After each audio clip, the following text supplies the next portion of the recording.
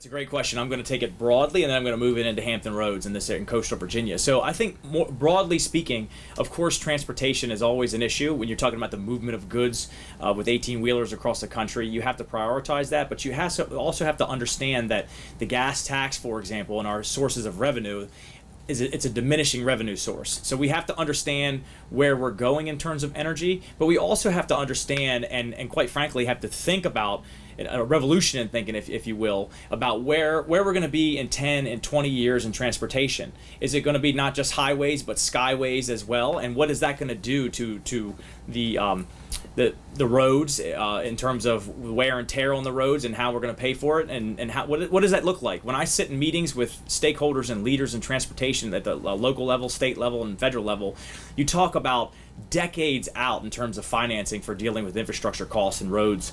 But the reality is, in the conversation is never where are we going to be? What's it going to look like? Is it going to be skyways and highways? I think that has to be in the conversation. You have to have people who are thinking about that when we think about transportation decades out.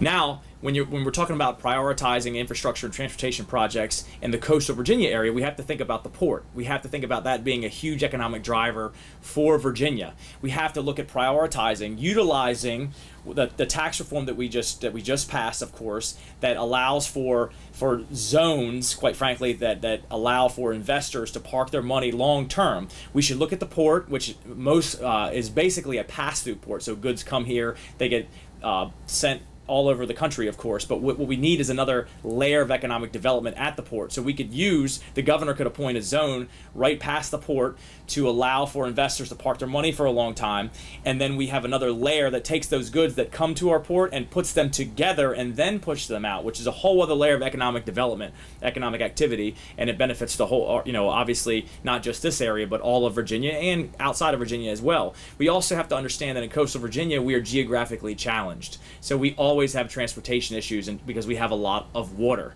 Now, I'm happy that the General Assembly in the state has now put a floor on the consistent source of tax revenue to make sure that we're dealing with that issue.